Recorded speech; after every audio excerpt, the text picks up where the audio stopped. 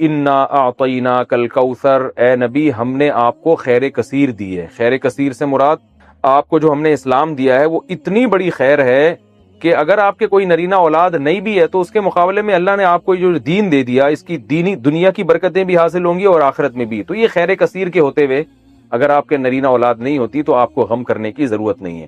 اور دوسری تفسیر کے مطابق ہم نے آپ کو حوض کوثر دی ہے، تو آپ صلی اللہ علیہ وسلم میدان حشر میں اپنے امتیوں کو پانی پلائیں گے جب لوگ پیاس سے بلک رہے ہوں گے۔ تو یہ آپ کی خصوصیت ہے کہ اس وقت اللہ نے آپ کو ایک نہر آپ کے اختیار میں دی ہوگی جس سے آپ اپنے چاہنے والوں کو پانی پلائیں گے اور پھر ہمیشہ کے لیے ان کی پیاس بجھ جائے گی۔ تو جس کو اتنی بڑی نہر ملی ہو، اتنا اس کو عزت مل رہی ہو آخرت میں، تو اس کو ایسی شخصیت کو کہ اگر نرینہ اولاد نہیں ہوتی تو وہ یہ غم کوئی غم نہیں ہے ان کے لیے۔ تو یہ دو خوشخبریاں دی گئیں، انا اعطیناک الکوثر، اے نبی ہم نے آپ کو کوثر عطا کی ہے۔ اب چونکہ اللہ نے ایک نعمت کی ہے تو اللہ فرما رہے ہیں کہ آپ پر بھی شکر واجب ہے۔ وہ شکر کیا ہے؟ فصلی لربک، آپ اپنے رب کے لیے نماز پڑھیے، ونحر اور قربانی کیجیے۔ دو کام آپ کریں گے، نماز اور قربانی، تو اس کا صلہ اللہ آپ کو کیا عطا فرمائے گا؟ ان شانئک هو الابتر، آپ کا دشمن آپ کو تانے دے رہا ہے کہ آپ ابتر ہیں، آپ کی نسل ختم ہونے والی ہے، تو ہم آپ کو یہ خوشخبری دے رہے ہیں کہ آپ دین پر مضبوطی سے قائم رہیے، آپ کے دشمن کی نسل ختم ہونے والی ہے۔ تو ان کے جسمانی بیٹے تو ہوں گے، روحانی اولاد نہیں ہوگی ان کے، جس کا نتیجہ یہ نکلے گا کہ ان کے درجنوں بچے ہو کے بھی ان کا نام و نشان مٹ جائے گا۔ باپ دیکھیں، عرب کے بہت اولاد ہوا کرتی تھی، لیکن آج ان عرب کے سرداروں کا نام لینے والا کوئی بھی نہیں ہے۔ نہ ابو جہل کو پوچھا جاتا ہے، نہ ابو لہب کو، نہ عاص بن وائل کو۔ تاریخ میں ان کا تذکرہ ایک برے عنوان سے، برے نام سے کیا جاتا ہے، کوئی ان کو عزت دینے والا نہیں۔ حتیٰ کہ ان کی اولادیں بھی آگے جا کے مسلمان ہو گئیں، انہوں نے بھی اپنے باپ دادا کا ذکر چھوڑ دیا۔ تو یہ اس صورت میں اللہ تعالیٰ کا ارشاد ہے۔ اچھا، اب اس میں جو کچھ علمی باتیں ہیں، نمبر ایک کہ اللہ تعالیٰ نے جب بھی کسی پر کوئی انعام کیا ہو، احسان کیا ہو، تو اللہ تعالیٰ چاہتے ہیں کہ اس کا تم شکر ادا کرو۔ تو اسی وجہ سے آپ صلی اللہ علیہ وسلم کو اس صورت میں خطاب کیا گیا کہ ہم نے آپ کو جب کوثر عطا کی ہے تو آپ اللہ کے بندے ہیں، لہذا آپ پر بھی اللہ کا شکر ادا کرنا واجب ہے۔ پہلی بات تو یہ پتہ چلی۔ دوسری بات یہ پتہ چلی کہ شکر ادا کرنے کا طریقہ ہمیشہ سے وہی ہوگا جو اس صورت میں بیان کیا ہے، ایک نماز اور ایک قربانی۔ نماز ہمیشہ یاد رکھیں کہ لیبل ہے جسمانی عبادت کا، اور قربانی لیبل ہے مالی عبادت کا، کیونکہ جب آپ جانور، عرب میں اونٹ جو ہے نا، یہ بہت قیمتی مال تھا، تو اتنے قیمتی مال کو کاٹ دینا یہ بہت بڑی قربانی سمجھی جاتی تھی۔ تو مطلب کیا ہے کہ آپ نے اللہ کو راضی کرنے کے لیے اپنے جسم کو بھی کھپانا ہے جیسے کہ نماز میں کھپایا جاتا ہے، اور اپنے مال کو بھی قربان کرنا ہے جیسے کہ قربانی میں کیا جاتا ہے۔ تو مراد صرف نماز اور قربانی نہیں ہے، بلکہ یہ ایک لیبل ہے، اور قرآن کا یہ طریقہ رہا ہے کہ وہ جزیات کے ضمن میں اصول اور قاعدے بیان کرتا ہے، مثالوں سے پورا ایک جو ہے نا لا بیان کرتا ہے، قانون بیان کرتا ہے۔ تو یہاں بھی ایک قانون بیان کیا جا رہا ہے کہ شکر کا دو طریقے ہیں، ایک جسمانی عبادت بھی اور مالی عبادت بھی۔ مال بھی خرچ کرنا ہے اور جو ہے جسمانی عبادت بھی کرنی ہے۔ اب تمام جسمانی عبادتیں اس میں آ گئیں، کیونکہ نماز سب سے اہم ہے اس لیے اللہ نے اس کو ذکر کیا، اس میں روزہ بھی آ گیا، اس میں حج بھی آ گیا، اور اس میں جو کچھ بھی ہم اللہ کے لیے اپنے جسم کو کھپاتے ہیں سب کچھ آ گیا۔ اور مال میں تمام مالی عبادتیں آ گئی، زکوٰۃ بھی آ گیا، فطرانہ بھی آ گیا، اور اللہ کی مخلوق کو اللہ کو خوش کرنے کے لیے اللہ کی مخلوق کو کھانا کھلانا، یعنی ہر وہ عبادت جس میں قربانی کا عنصر ہو۔ تو قربانی یعنی مالی قربانی کا عنصر ہو، تو مالی قربانی جو ہے وہ غریبوں کو کھانا کھلا کے بھی حاصل ہوتی ہے، رشتہ داروں پہ خرچ کرنا اور ضرورت مند کو قرضہ دینا، یہ تمام کی تمام چیزیں اس میں داخل ہیں۔ تو یہ بھی اس آیت سورت سے ہمیں پتہ چلتا ہے، اور یہ تو دوسری بات ہوئی۔ اور تیسرا جو سبق ہمیں اس سورت سے ملتا ہے وہ یہ ملتا ہے کہ جب آپ اللہ کا شکر ادا کرتے ہیں اور آپ اللہ کے حکام کو فالو کرتے ہیں تو روحانی نسل بہرحال آپ کی ہی بڑھتی ہے، اور اگر آپ اللہ کا شکر ادا نہیں کرتے تو آپ کی اولاد بھی آپ کو بھول جاتی ہے، جیسے کہ اولادیں تو ملی مشرکین مکہ کو مگر کوئی ان کو یاد نہیں رکھتا۔ تو آج بھی ہم دیکھتے ہیں کہ دینداروں میں یہ چیز نظر آتی ہے، ان کی اولادیں والدین کے مرنے کے بعد موت تک ان کے لیے دعائیں کرتی ہیں، موت تک صدقہ خیرات کرتی رہتی ہیں، پھر آگے نسلیں پیدا ہوتی ہیں وہ بھی اپنے باپ دادا کے لیے مغفرت کی دعائیں مانگتے رہتے ہیں۔ لیکن جو زیادہ نام نہاد لبرل لوگ ہیں وہ اپنی اولادوں پہ بڑا خرچ کرتے ہیں، مگر ہم دیکھتے ہیں کہ جب ان کے والدین کا انتقال ہوتا ہے تو اولادیں چند دنوں میں ان کو بھول جاتی ہیں۔ جتنا دین سکھایا ہوگا آپ کی اولاد آپ کو اتنا ہی یاد رکھے گی، اور آپ کی نسلیں آپ کو اتنا ہی یاد رکھیں گی، اور جتنا آپ نے اپنی اولاد کو دین سے دور کیا ہوگا تو آپ کی اولاد وراثت تو دبا کے لے گی آپ سے، سارے فائدے اٹھائے گی مگر آپ کو یاد نہیں رکھے گی۔ محمد راجہ انڈیا سے، کیا خالہ کے بیٹے کی بیٹی سے شادی جائز ہے؟ جی جائز ہے۔ کیا جنات انسان پر بھی عاشق ہوتے ہیں؟ جی ہوتے ہیں، ہو سکتے ہیں، لیکن لاکھوں میں کروڑوں میں کوئی ایک آدھ واقعہ ہوتا ہے، تو اس لیے امید ہے آپ پر عاشق نہیں ہوں گے۔ منی کے قطرے نکلنے کے دوران جو کپڑے پہنے ہوئے ہوتے ہیں کیا وہ سب ناپاک ہو جاتے ہیں؟ جی ناپاک ہو جاتے ہیں، البتہ ایک آدھ قطرہ اگر لگا ہے تو اس کو دھونا واجب نہیں ہے، تھوڑا وہ پھیل گیا ہے نا ہتھیلی کی گہرائی کے برابر، تو پھر اس کو دھونا بہرحال لازم ہے۔ میری ساس کی بد زبانی کی وجہ سے میری جٹھانی ان سے الگ ہو گئی، تو میں نے اپنے شوہر سے کہا کہ اپنی امی کو اپنے گھر لے آئیں، تو وہ ہمارے گھر آ گئیں۔ میں کینسر کی مریض ہوں اور مجھے کیمو بھی لگی ہوئی ہے، میں سارے کام کرتی ہوں مگر میرا ایک ہاتھ خراب ہو چکا ہے جس کی وجہ سے میں ان کے ہاتھ پاؤں نہیں دبا سکتی، تو وہ میرے شوہر دباتے تھے، مگر وہ میری بیماری کو ناٹک کہتی ہیں اور بہت زیادہ بد زبانی کرتی ہیں، جس کی وجہ سے میں نے اپنے شوہر سے کہہ دیا کہ میں بیماری کے ساتھ یہ ٹارچر اب برداشت نہیں کر سکتی۔ اب وہ گاؤں چلی گئی ہیں، لیکن میرے شوہر کو لگتا ہے کہ وہ ان کی وجہ سے جہنم میں جائیں گے، اور کہتے ہیں کہ اگر تم ایڈجسٹ کرتی تو وہ میرے ساتھ ہی رہتی۔ آپ بتائیں اگر میں غلط ہوں تو اپنی غلطی کی اصلاح کر لوں، جبکہ میں ابھی بھی بیمار ہوں اور انہوں نے مجھے پریشان کیا ہے، اور انہیں جو مجھے پریشان کیا وہ میں تفصیل سے بتا نہیں سکتی۔ جب آپ کا ہاتھ خراب ہو گیا تھا تو کیسے پاؤں دبائے جا سکتے تھے؟ ایسی صورت میں آپ کے شوہر کو آپ کو الزام دینا ٹھیک نہیں ہے۔ تو اب مجھے نہیں پتا کہ کون غلطی پر ہے اس میں، بہرحال بوڑھی ماں کا بڑا احترام ہے۔ اب شوہر ظاہر ہے مرد کے دل میں بال آ جاتا ہے کہ میری ماں اب گاؤں میں رہ رہی ہے، لیکن شوہر کو یہ بھی سمجھنا چاہیے کہ عذر کیا ہے۔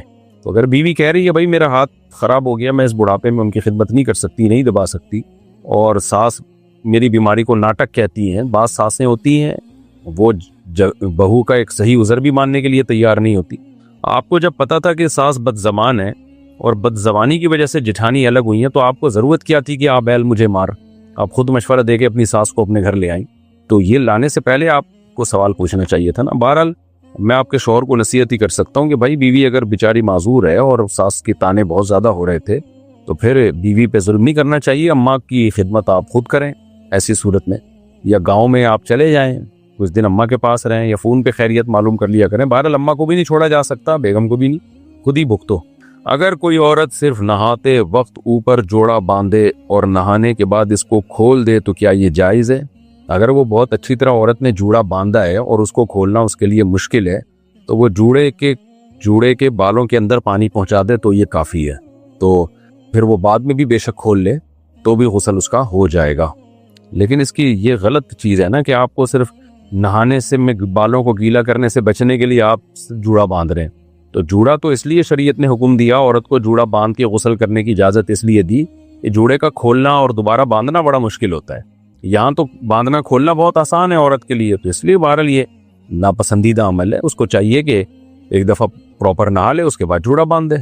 گرمی میں 3 دن کی قضا نماز اگر میں 3 دن کی قضا نماز ایک ساتھ پڑھوں تو کیا وطر ہر عشاء کے ساتھ پڑھنے ہوں گے یا ایک ساتھ سارے وطر بھی پڑھ سکتے ہیں؟ جی وطر الگ سے پڑھ سکتے ہیں آپ، عشاء کے ساتھ ضروری نہیں ہے، جو قضا نمازوں کی بات کر رہا ہوں تو ساری عشاء ایک دفعہ نمٹا دیں، پھر سارے وطر ایک دفعہ نمٹا دیں۔ سیف صاحب انڈیا سے، اگر پیسے گر جائیں تو کیا انہیں اٹھا کر چومنا چاہیے؟ نہیں بھائی، بس ایسے ہی رکھ لیں جیب میں۔ اگر لڑکی موبائل پر لڑکے سے کہے کہ اپنا نکاح مجھ سے کر لو اور وہ لڑکی کی طرف سے گواہوں کے سامنے قبول کر لے تو کیا نکاح ہو جائے گا؟ نہیں ہوگا۔ خاتون نے پوچھا ہے جی میرے شوہر تمباکو کھاتے ہیں اور مجھے اس کی بو سے نفرت ہے، جب وہ تمباکو کھاتے ہیں تو میرا ان سے بات کرنے کا بھی دل نہیں چاہتا، میں کیا کروں؟ وہ آپ کا بیان بھی شوق سے سنتے ہیں، آپ ان کو بتائیں نبی صلی اللہ علیہ وسلم نے فرمایا المسلم من سلم المسلمون باللسانہ ویدہ، نبی نے فرمایا مسلمان وہ ہے جس کی زبان اور ہاتھ کے شر سے دوسرے مسلمان محفوظ رہیں۔ تو یہ اجنبی مسلمانوں کو تکلیف دینا جب اتنا بڑا عذاب ہے تو اپنی زوجہ کو تکلیف دینا تو اور بھی زیادہ بڑا گناہ ہے، تو قطع رحمی میں آتی ہے یہ چیز۔ اور بدبو تو ایک ایسی چیز ہے جس سے نبی صلی اللہ علیہ وسلم بہت شدید نفرت کیا کرتے تھے، تو ہمیں نبی کو فالو کرنے کا حکم ہے، اس سے پتہ چلا ہمیں بھی بدبو سے نفرت ہونی چاہیے۔ تو اگر شوہر کو تمباکو کھانے کی عادت ہے بھی تو ان کو چاہیے کہ وہ گھر میں جب گھر سے باہر جا کے کھا لیا کریں، یہ کہیں کونے پہ بیٹھ کے کھا لیں، اس کے بعد منہ اچھی طرح دھوئیں، صاف کریں تاکہ اس کی اسمیل منہ میں نہ رہے۔ حقیقت یہی ہے کہ جن کو تمباکو سے بو سے نفرت ہے وہ بہت زیادہ تمباکو والوں سے ٹینشن میں جاتے ہیں، لیکن تمباکو والے اس چیز کا خیال نہیں کرتے، تو گناہ کی بات ہے، اپنی نیکیاں برباد کرنے کی بات ہے۔ مصلی پر ایک طرف موبائل رکھ کر نماز پڑھنا کیسا ہے؟ کہاں رکھیں بھائی؟ ایک طرف ہی پڑھ کے نماز پڑھتے ہیں، موبائل رکھ کے نماز پڑھتے ہیں، دو طرف تو رکھ نہیں سکتے میرا خیال ہے۔ بہرحال ایک طرف رکھ لیں، نماز پڑھ لیں، کچھ نہیں ہوتا۔ شبینہ اعظمی انڈیا سے، اگر کوئی طلاق شدہ عورت شدید مجبوری کی وجہ سے عدت نہ گزار سکے تو اس کے بارے میں کیا حکم ہے؟ مجبوری لکھ کے بھیجتی تو میں بتاتا، عدت تو گزارنا بہر صورت لازم ہے۔ البتہ کوئی بہت ہی غریب عورت ہے، شوہر نے اتنی وراثت بھی نہیں چھوڑی کہ اس کے 4 مہینے 10 دن تک کھانے پینے کا کوئی انتظام ہو جائے، تو ایسی صورت میں پھر وہ طلاق یافتہ عورت کمانے کے لیے مجبوری میں نکل سکتی ہے، بغیر زینت کے نکلے، کمائے، اور جو ہے وہ دن میں کمائے، اور پھر فوراً جیسے ہی ٹائم ختم ہو فوراً واپس آ جائے، یعنی کمانے کا جو بھی اس کا ٹائم تھا وہ فوراً واپس آ جائے۔ تو شدید مجبوری کا مطلب ایسی مجبوری میں عدت تو پھر بھی گزارنی پڑے گی، لیکن کس طرح سے گزارنی پڑے گی وہ شریعت نے تخفیف کر دی ہے، اس میں آسانی کر دی ہے۔ تو لیکن عورت پر عدت بہرحال گزارنا شوہر کے گھر لازم ہے۔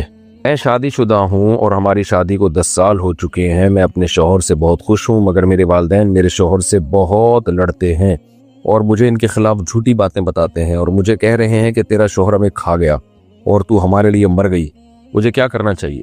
پہلی دفعہ سنا ہے کہ جی بیوی اپنے شوہر سے خوش ہے لیکن بیوی کے والدین خوش نہیں ہیں داماد سے۔ تو دیکھیں آپ کے شوہر نے کیا کیا ہے، ایسا تو نہیں ساس سسر سے پیسے لے کے کھا گئے ہوں، اگر وہ پیسے لے کے کھا گئے ہوں تو پھر ساس سسر کا داماد سے اختلاف ٹھیک ہے، بعض داماد ایسے ہوتے ہیں گھنے بن کے کھا جاتے ہیں سب کچھ، اور ساس سسر مجبور ہوتے ہیں اپنی بیٹی کی وجہ سے، سسرال والے وہ کچھ کر نہیں سکتے داماد کے خلاف، ان کو ڈر ہوتا ہے بیٹی کو نہ چھوڑ دے، تو اس طرح سے بعض دفعہ مسائل ہوتے ہیں۔ لیکن ساس سسر کو چاہیے تھا پیسے ہی نہ دیتے داماد کو، اگر پیسوں کا پھڈا چل رہا ہے۔ اگر بہرحال پیسوں کا نہیں ہے تو پھر ان کا کیا لینا دینا بھائی ان کے پرسنل معاملات میں، تو آپ کو چاہیے آپ اپنے شوہر کو فیور دیا کریں، کیونکہ شادی کے بعد عورت پر اس کے شوہر کا حق اس کے والدین سے زیادہ ہے۔ ہمیں آخرت کے لیے کون سی نیکیاں جمع کرنی چاہیے؟ ایک فرض نماز سے کتنی نیکیاں ملتی ہیں؟ دیکھیں ہمیں ہر طرح کی نیکیاں جمع کرنی چاہیے، نیکیوں کی مختلف قسمیں، نماز میں الگ طرح کا ثواب ملتا ہے، روزے میں الگ طرح کا ثواب ملتا ہے، حدیث میں آتا ہے ایک دروازہ ہی اللہ نے روزے داروں کے لیے جنت میں خاص کر دی ہے جس کا نام ہے باب الریان، جو سیراب کرنے والا۔ تو ہر نیکی کا ایک الگ ثواب ہے۔ صدقہ اللہ کے غضب کو ٹالتا ہے، یہ بھی تو صدقے کا ثواب ہے، اللہ کے غضب کو ٹھنڈا کرنا ہے۔ کوئی گناہ غلطی سے ہو گیا آپ سے، توبہ بھی استغفار بھی کریں اور صدقہ کریں، کیونکہ جو اللہ کو غضب آیا نا گناہ کی وجہ سے وہ صدقے سے ٹھنڈا ہوتا ہے۔ غریب کی مدد کریں گے، اس کا پیٹ بھریں گے بھوکے کا، تو اللہ کو بھی آپ پہ ترس آئے گا قیامت کے دن۔ تو بہت ساری نیکیاں، اس لیے علماء کہتے ہیں ہر طرح کی نیکیاں جمع کرنی چاہیے ہمیں، نماز کی بھی، نفل نماز کی بھی، صدقے کی بھی، تلاوت کی بھی، ماں باپ کے ساتھ حسن سلوک کی بھی، رشتہ داری جوڑنے کی بھی، تو ہر نیکی کی الگ حیثیت ہے۔ انصاف قائم کرنے کے لیے ظالموں کی ٹارگٹ کلنگ کرنا کیسا ہے جبکہ قانون بھی ان کا کچھ نہیں بگاڑ سکتا ہو؟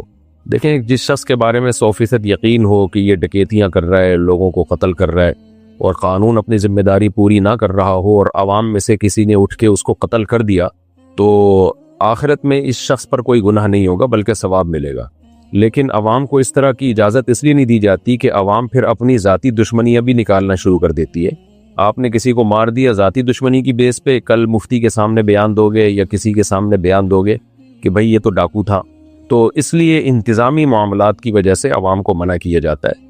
لیکن آخرت میں اس کو اگر 100% یقین تھا نا کہ یہ واقعی ڈاکو ہے اور لوگوں میں فساد پھیلا رہا ہے، اور فساد کا مطلب زبان کا فساد نہیں بلکہ قتل و غارت کر رہا ہے، جیسے بعض علاقوں میں ہوتے ہیں کچے کے ڈاکو اور اس ٹائپ کے ڈاکو جو ہے نا، تو وہ لوٹ مار مچائی بھی ہوتی ہے اور حکومت ان کا کچھ بگاڑ ہی نہیں سک رہی ہوتی، یا سختی چاہتی نہیں ہے حکومت ان کو ختم کرنا۔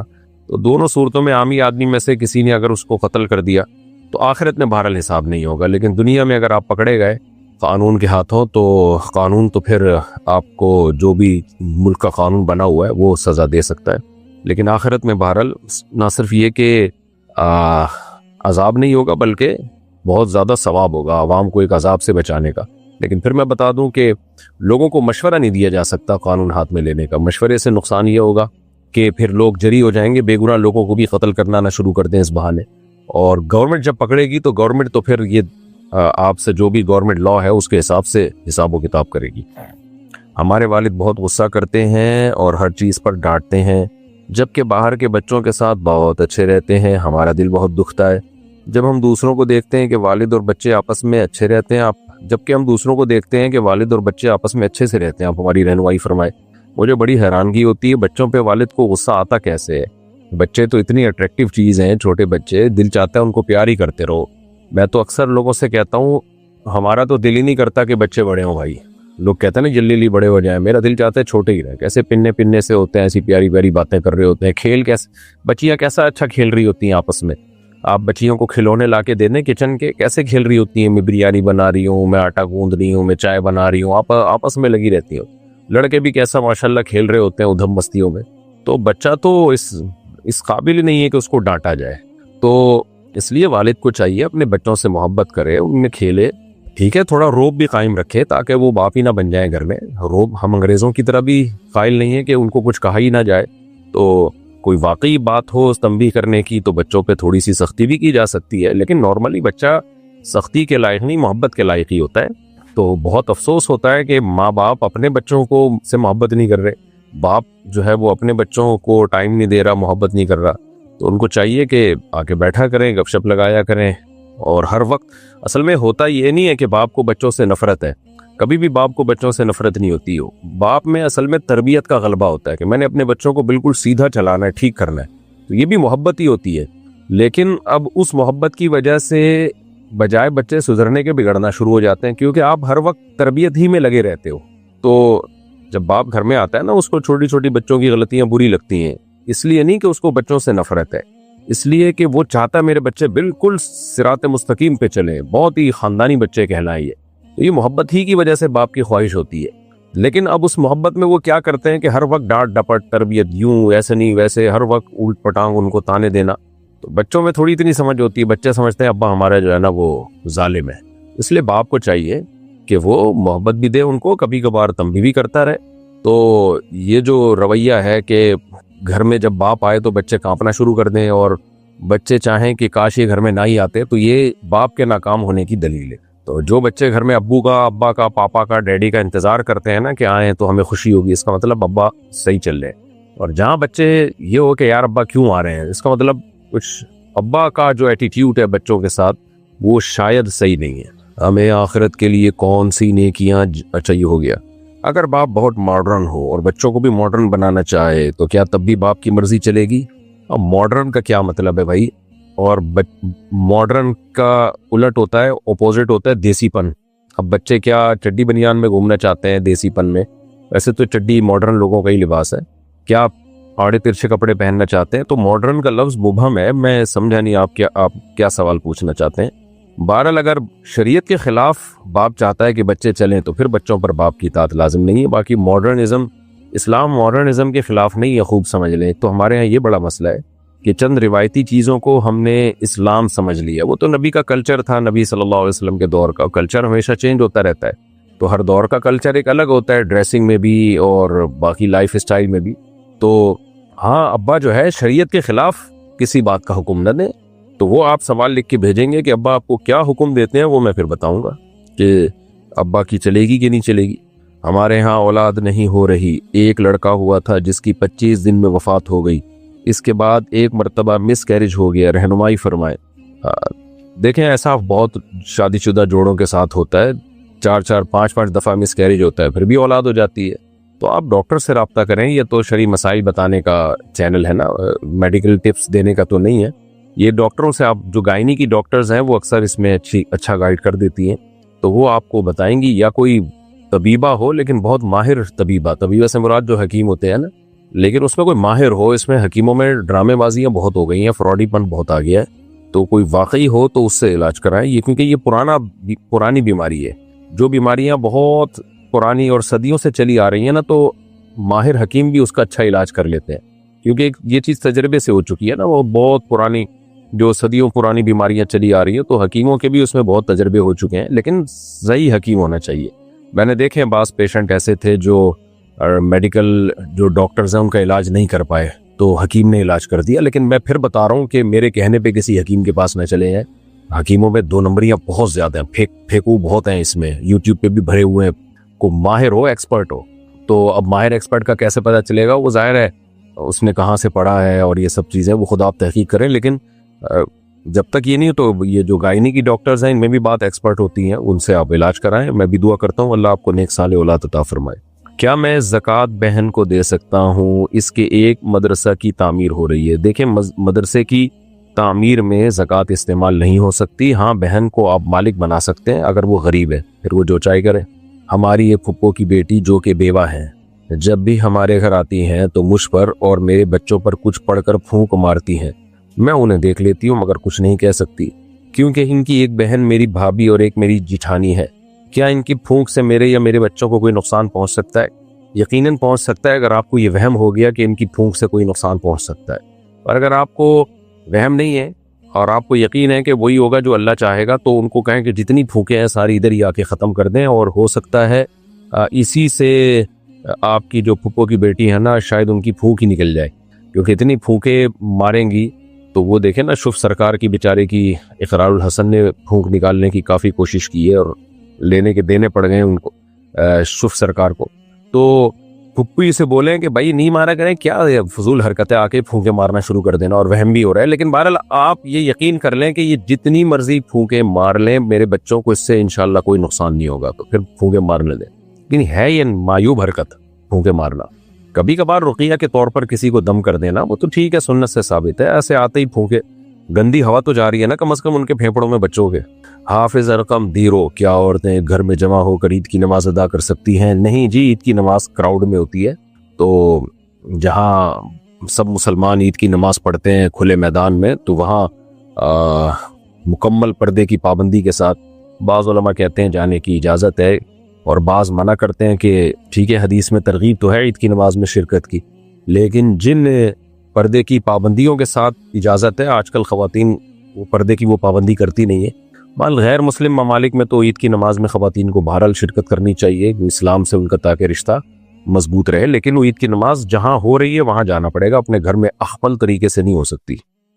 فری لانسنگ کے کر کے پیسے کمانا جائز ہے یا ناجائز؟ جائز ہے بالکل۔ آپ کسی کو کوئی سروس دے رہے ہیں، اس کے بدلے میں پیسے لے رہے ہیں، تو سروس اگر وہ جائز سروس ہے تو پیسے لینا بھی جائز ہے۔ کپڑوں پر پرفیوم لگا کر نماز پڑھ سکتے ہیں؟ جی بالکل پڑھ سکتے ہیں۔ فہد صاحب بحرین سے پوچھتے ہیں، جب میں اپنے سسرال جاتا ہوں تو میری ساس مجھ سے گلے ملتی ہے تو میرے لیے شہوت کنٹرول کرنا بہت مشکل ہوتا ہے، برائے مہربانی رہنمائی فرمائیں، اور یہ بھی بتائیں کہ ساس کو کس طرح ہاتھ لگانے سے نکاح ٹوٹ جاتا ہے۔ دیکھو، ساس کو سختی سے منع کر دیں کہ گلے نہ ملیں داماد سے، بالکل ناجائز عمل ہے، اور ساس سے کہیں بس میرے سر پہ ایسے ہاتھ رکھ دیا کریں، آپ جائیں ساس کے سامنے سر یوں کریں اور اس سر پہ ہاتھ رکھ کے پیار کر دیں بس، کیونکہ ساس اور داماد میں اگر تھوڑا سا بھی کوئی ریلیشن ہو جائے نا، سیکشول ریلیشن ہو جائے، تو وہ بیوی آپ کی ہمیشہ کے لیے حرام ہو جائے گی۔ لیکن آپ وہم نہ کریں، ابھی حرام نہیں ہوئی ہے، کیونکہ جب بھی یہ مسئلہ بتاؤ وہمیوں کی ایک لمبی لائن لگ جاتی ہے کہ میرے سے تو اس دن ساس نے ہاتھ ملایا تھا، تو میرے دل میں یہ خیال، تو چھوڑ دیں، ابھی کچھ بھی نہیں ہوا آپ کو، وہم ہے آپ کو، لیکن آئندہ آپ احتیاط کریں، کبھی بھی ساس سے اس طرح مصافحہ نہ کریں، اور گلے ملنا تو یہ تو ویسے بھی بے شرمی کی بات ہے، تو جو ہے حیا کے خلاف ہے۔ تو ساس اگرچہ محرم ہے، لیکن اس محرم ہونے کا یہ مطلب نہیں ہے کہ وہ اتنا فری ہو جائے۔ جب بہن بھائی بھی تو جوان جب ہو جائیں تو محرم ہی ہے نا، لیکن وہ تھوڑی گلے ملتے ہیں، اور ملنا بھی نہیں چاہیے ان کو۔ یہ ہمارے یہاں لبرل لوگوں نے نا کر کے براڈ مائنڈڈ بن کے سارا سسٹم کا ہی بیڑا غرق کر دیا۔ حیا اور پاک دامنی کا پورا نظام جو گوروں کا ہوا ہے نا، وہی چاہتے ہیں کہ ہماری قوم بھی اسی ڈگر پہ چلے، اور جیسے وہاں تمیز ہی ختم ہو گئی ہے تو یہاں بھی ہو جائے۔ تو اس لیے بالکل جائز نہیں ہے، اس میں کوئی کسی کی انسلٹ کی پرواہ نہ کریں، آرام سے ایک دفعہ بتا دیں ساس کو کہ بھئی ہمارا یہ کلچر نہیں، ہمارے یہاں اس کو برا سمجھا جاتا، آپ میری ماں ہیں اور میں ماں سمجھتا ہوں آپ کو۔ ان کو نہیں بول دینا کہ شہوت کنٹرول کرنا مشکل ہو جاتا ہے، وہ بہت ہی بےہودہ حرکت ہوگی۔ ان کو بولیں آپ میری ماں ہیں، لیکن ہم نے علماء سے سنا ہے کہ بھئی ساس سے جو ہے بس سر پہ ہاتھ رکھوایا کریں، اس کے علاوہ جو ہے جسم کہیں بھی۔ اسی طرح داماد اور سسر بھی، بہو اور سسر بھی ایسے ہی ہے، بعض سسر بہوؤں کو گلے لگا رہے ہوتے ہیں، چھوڑو یار یہ بری حرکت ہے، آپ کچھ جو ہے وہ تھوڑا سا حیا سے کام لو۔ تو اپنے سوسائٹی میں اس کو فروغ دیں کہ بھئی سسر جو ہے بہو کو ہاتھ نہیں لگائے گا، سر پہ ہاتھ رکھے گا بہو کے، بس اس سے زیادہ فری ہونے کی اجازت نہیں ہے۔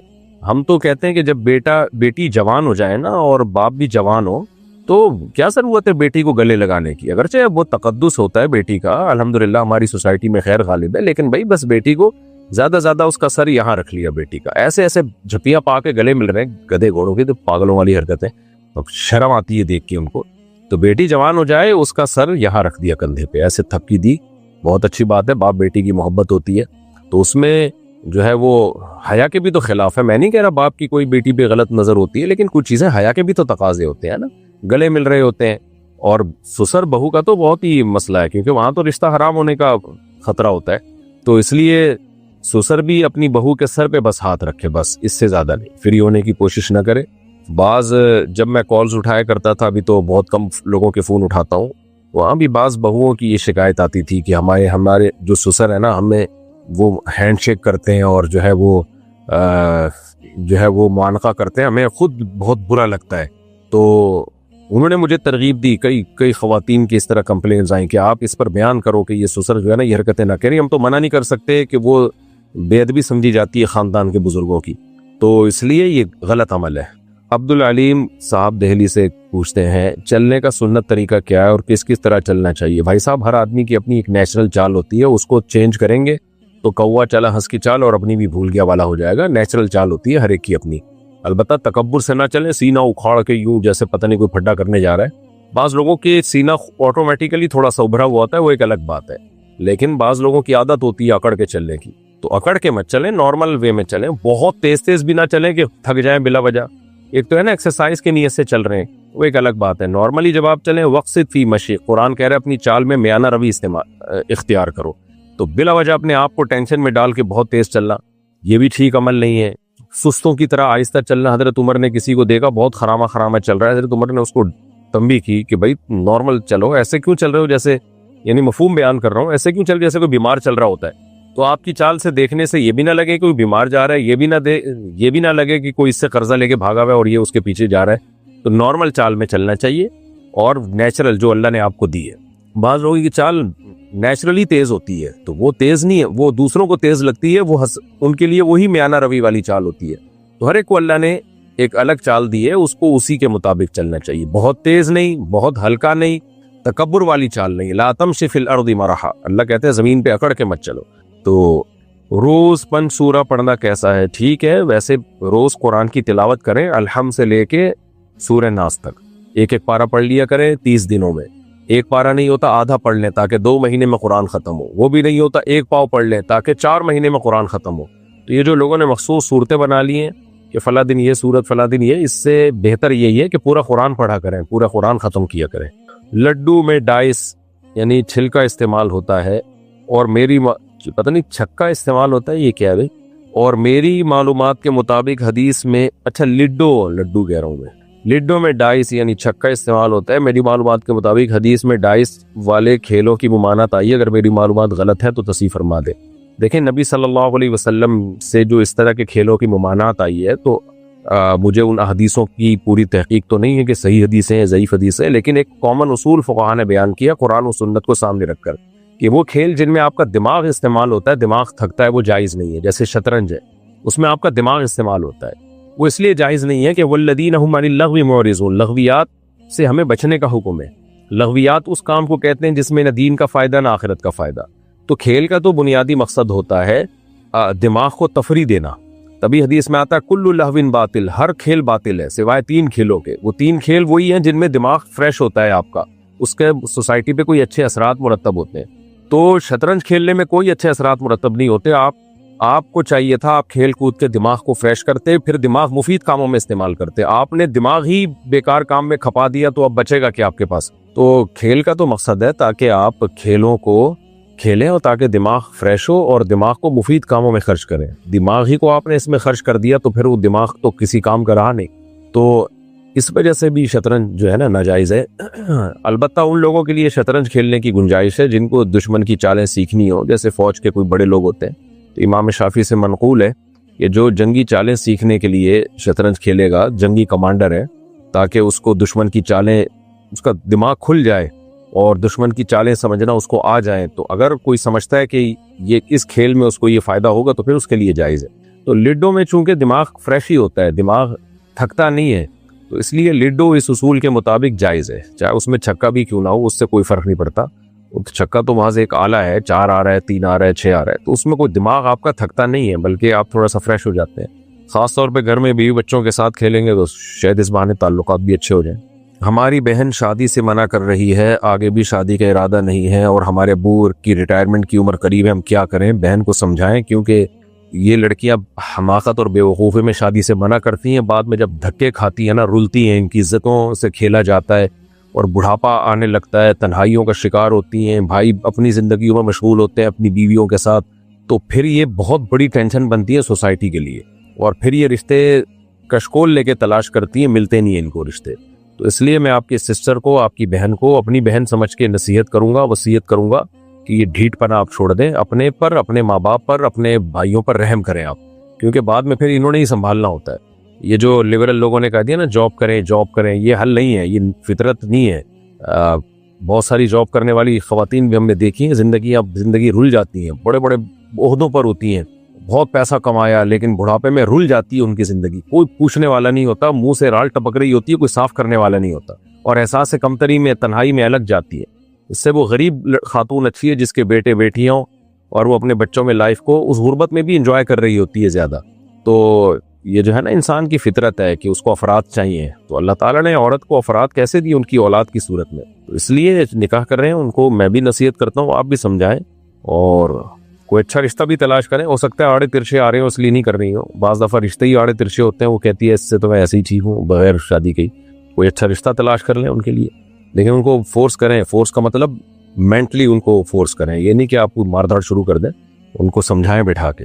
میرے اکاؤنٹ میں سود کی رقم آ گئی ہے اور میں اسے استعمال نہیں کرنا چاہتی، تو میں اسے صدقہ کروں گی یا خیرات؟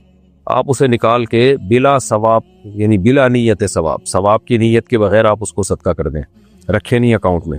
ہمارا کام یہ ہے کہ ہمیں یہ بتانا ہوتا ہے کہ اسٹاک مارکیٹ میں شیئر کب اوپر جائیں گے اور کب نیچے، اس کام کی کمائی حلال ہے؟ حلال ہے جی۔ سندل صابن پر ہاتھی کی تصویر بنی ہوئی ہوتی ہے، اس کا استعمال جائز ہے؟ نہیں جائز ہے۔ صابن پہ جب تصویر بنی ہوتی ہے تو استعمال سے وہ تصویر ختم ہو جاتی ہے، وہ ایسے صابن کا استعمال تو کریں تاکہ وہ تصویر ختم ہو۔ خیر یہ تو میں ایک ویسی بات کر رہا ہوں، تو تصویر جب موضع اہانت میں ہو نا، اہانت کا مطلب ہوتا ہے کہ وہ تعظیم نہیں ہو رہی اس کی، تو پھر اس تصویر میں تخفیف ہے شریعت میں، یعنی اس کے حکام وہ اس طرح نہیں ہے جیسے دیوار پہ جو جاندار کی چیزوں کی تصویریں لٹکی ہوئی ہوتی ہے نا، ان کی حیثیت الگ ہے۔ تو صابن پہ تصویر ہے تو کوئی حرج نہیں ہے اس کے استعمال کرنے میں، البتہ اس تصویر کو بنانے والی کمپنی کو چاہیے کہ نہ بنائے تصویر سازی بہرحال ناجائز حرام ہے۔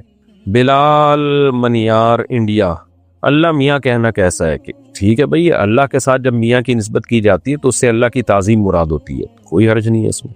اللہ کا کلام مخلوق نہیں ہے، اس کا کیا مطلب ہے؟ اس کا مطلب یہ ہے کہ دیکھیں، جو جس کی صفات ہوتی ہے نا وہ مخلوق نہیں ہوتی، وہ مخلوق ہمیشہ بعد میں پیدا ہوئی ہے، مخلوق کہتے ہیں جس کو بنایا جائے، حادث ہوتی ہے، اور اللہ کی تمام تر صفات جب سے اللہ ہے اسی وقت سے اللہ اپنی صفات کے ساتھ ہے، تو اللہ چونکہ ہمیشہ سے ہے لہذا اس کی صفات بھی ہمیشہ سے ہیں، تو کسی بھی شخص کا کلام جو ہے نا وہ اس کی صفت ہوتی ہے، جیسے رحمت ہے، غضب ہے، یہ ساری صفات جب سے میں ہوں میرے ساتھ ہیں یہ صفات، تو اللہ بھی جب سے ہے تو اس کی صفات بھی ہمیشہ سے ہیں، تو اللہ کا جو کلام ہے چاہے وہ تورات کی صورت میں ہو، انجیل کی صورت میں ہو، قرآن کی صورت میں ہو، جو اصل کلام ہے نا اللہ کا وہ ہمیشہ اللہ کے ساتھ ہے، تو اس لیے وہ مخلوق نہیں ہے بلکہ اللہ کی وہ صفت ہے۔ ہاں جب وہ صفت ہم نے اس کلام کو اپنے قلم سے لکھا اور کتابوں میں محفوظ کیا تو وہ پھر مخلوق ہے، لیکن جو اصل کلام ہے جو اللہ کی ذات سے نکلا ہے، بلا کیفیتن، کلام اللہ بدا منہ بلا کیفیتن، اللہ سے ظاہر ہوا ہے جس کی کیفیت ہمیں معلوم نہیں ہے، تو وہ ہمیشہ سے ہے۔ آپ کو ان پیچیدہ عقیدوں میں جانے کی ضرورت نہیں ہے، انسان کے بچے بن کے جیسے چل رہے ہیں نارمل لائف گزاریں، کچھ چیزیں علماء کے لیے رکھا کریں، عوام کو اتنی زیادہ ڈیپ میں نہیں جانا چاہیے، بیسک جو بنیادی عقائد ہیں بس ان کی طرف توجہ دیں، آمنت باللہ وملائکتہ وکتبہ ورسلہ والیوم الآخر والقدر خیرہ وشرہ من اللہ تعالی والبعث بعد الموت، یہ بیسک عقیدے، ان کو فوکس کریں۔ عدنان صاحب سعودی عرب سے، ہم نے 5 لاکھ سود پر قرض لے کر مکان خریدا، اب وہ ہمیں 6 لاکھ منافع دے رہا ہے، ہم کہہ رہے ہیں کہ مکان بیچ دیتے ہیں مگر والدہ کہہ رہی ہے مکان نہیں بیچیں گے اور کمیٹی ڈال کر سود بھر لیں گے، رہنمائی فرمائیں۔ سودی لین دین جو آپ نے کیا وہ حرام کیا، چونکہ آپ نے سود پر قرضہ لے کے مکان خریدا تو یہ ناجائز اور حرام عمل تھا، اس پہ توبہ استغفار کریں۔ باقی اب آپ مکان بیچ کس کو رہے ہیں؟ جس سے قرضہ لیا ہے اسی کو بیچ رہے ہیں، تو بیچنا تو جائز ہے، اس کو کسی کو بھی بیچ سکتے ہیں آپ، لیکن جتنے میں لیا اس سے کم قیمت پہ نہیں بیچ سکتے جب تک پوری قیمت ادا نہ ہو جائے۔ تو 6 لاکھ منافع دے رہا ہے تو اس کو بیچ سکتے ہیں۔ باقی یہ کہ والدہ کہہ رہی ہے مکان نہیں بیچیں گے، کمیٹی ڈال کر سود بھر لیں گے، غلط، والدہ کی اطاعت اس میں جائز نہیں ہے، سود جتنا جتنا دیں گے اتنا اتنا گنہگار ہوں گے آپ۔ تو اگر مکان بیچ کے آپ اس کی قیمت ادا کر سکتے ہیں تاکہ مزید سود لگنے سے بچ جائے تو ایسا کر لیں آپ۔ بیوی کو داڑھی نہیں پسند تو کیا داڑھی کاٹ لوں یا بیوی کا طلاق کا مطالبہ پورا کر دوں؟ میں بس واجبی سا مسلمان ہوں لیکن دیندار بننے کی کوشش کر رہا ہوں۔ داڑھی نہیں پسند ہے اور وہ طلاق کا مطالبہ کر رہی ہے تو بیگم کو طلاق دے دیں، آپ داڑھی نہ کاٹیں۔ آپ ہو سکتا ہے میرے اس جواب پہ لوگوں کو اعتراض ہو، لو داڑھی کے چکر میں بیوی سے ہاتھ دھو بیٹھے۔ بھائی صاحب وہ اتنی ڈھیٹ ہے کہ وہ کمپرومائز کرنے کے لیے تیار نہیں ہے اور طلاق لے کر اپنی زندگی برباد کر رہی ہے۔ تو جب ایک عورت کو خود خیال نہیں ہے کہ بھائی تمہیں داڑھی پسند نہیں ہے لیکن شوہر کی خاطر برداشت کر لو، اللہ کی خاطر نہیں برداشت ہو رہا، تو شوہر کی اتنی بھی بری چیز نہیں ہے نا داڑھی عورت کی نظر میں جتنی وہ سمجھ رہی ہے، تو اللہ کی خاطر نہیں برداشت ہو رہا، شوہر کی خاطر برداشت کر رہو۔ تو اگر شوہر بھی اتنا پسند نہیں ہے کہ داڑھی جو ہے نا وہ شوہر جائے بس داڑھی نظر نہ آئے، تو پھر میرا خیال ہے یہ بہت زیادہ حد سے تجاوز ہو جاتا ہے۔ پہلی کوشش تو یہ کریں کہ داڑھی رکھیں اور طلاق نہ دیں، اس کو آرام سے محبت سے سمجھائیں، پھر بھی نہیں مانتی تو پھر داڑھی نہیں کاٹی جائے گی، طلاق کا مطالبہ پورا کر دیا جائے گا۔ محمد آفتاب انڈیا سے، جمعے کے دن ایک مسجد میں 2 جماعتیں ہوتی ہیں کیونکہ مسجد میں جگہ کم ہونے کی وجہ سے کچھ لوگ جماعت سے رہ جاتے ہیں، کیا یہ صحیح ہے؟ اور اگر دوسری جماعت میں صرف 10 سے